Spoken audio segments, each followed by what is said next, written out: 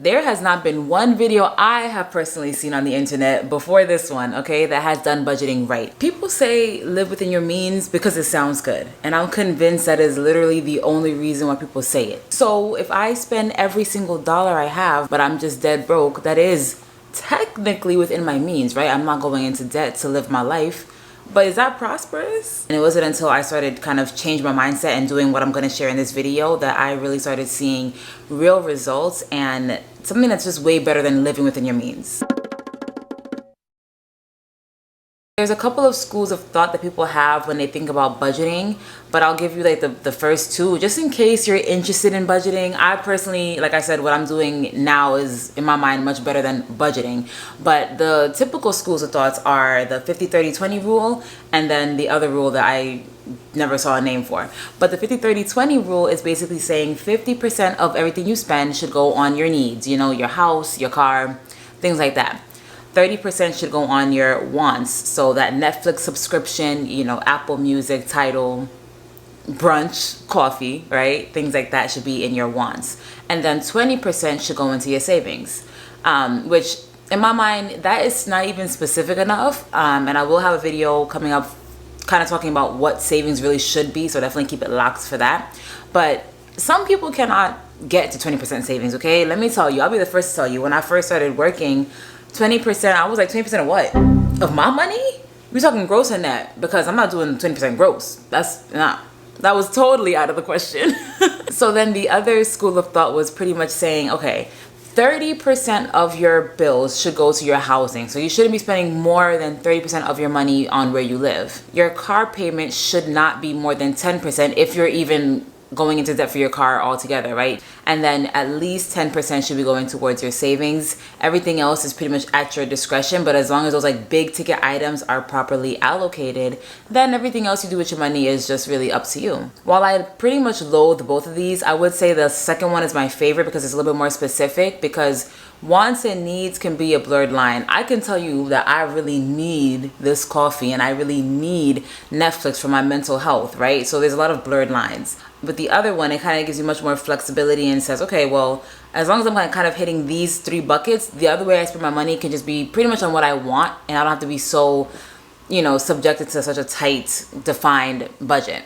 But the problem isn't even the budgeting. The problem is, like I talked about in the beginning of the video, that living within your means, that whole concept is the problem. I never lived my life constricted to what I make now. It was always about how I can make more money so I can really get to what my dream life is. There has not been one video I have personally seen on the internet before this one, okay, that has done budgeting right. All the budgeting videos are starting with what you already make, and to me that doesn't make any sense, right?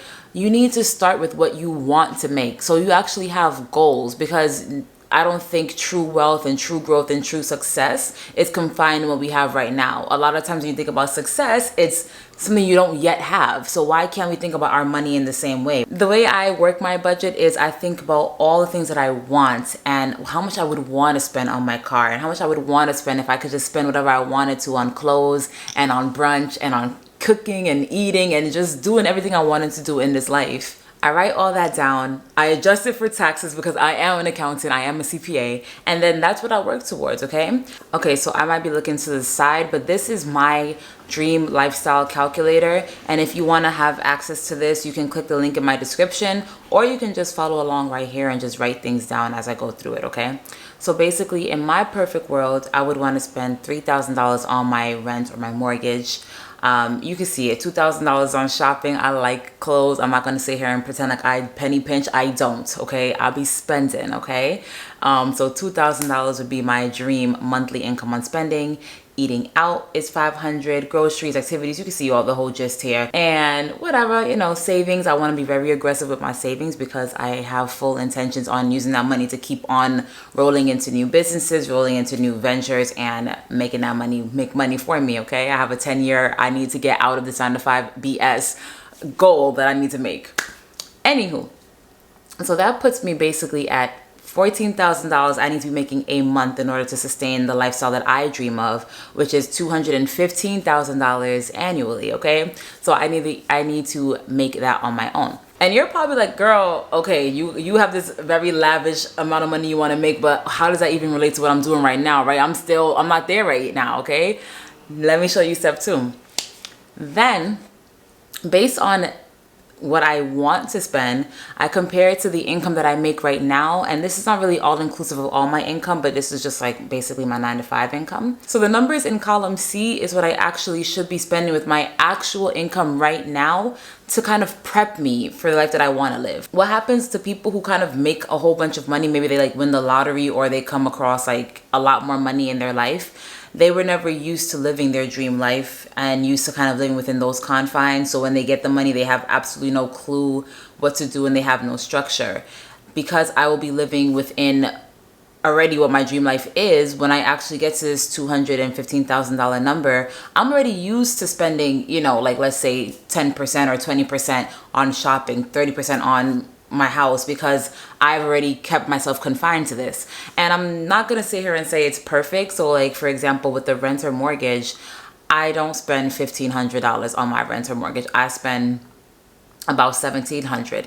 Shopping $1,000, I might spend that, okay? I don't eat out a lot, so yeah. And the groceries, like basically the car, I'm a little bit over there, and my savings, I hit that some months I don't hit that, okay? So yeah, I'm kind of off. I still have some work to do to make sure I'm living within these confines. Confines? I don't know if that's a word. But anyways, I definitely think you should try to go ahead and do this exercise and see how well you fall within your dream lifestyle and kind of think about what more work you need to do, right? So for me, I personally need to get my rent or mortgage down some, or I just need to make more money, right? Make more money and reallocate and kind of think about, is it realistic? Because where I live in Miami, it's not realistic to spend $1,500 on rent, unless I'm going to be living in a box. And then from there, I like to think of ways I can get closer to that number. When I first started working in corporate America, I was making like almost 3 times less than I make right now. I've always had this vision of me being a multiple 6-figure heir, future millionaire. I've always had that vision in my mind, and that's why I always work towards it every single year. And if you want to know how I've done that, definitely watch this video because I go into a lot more detail, and I will see you there.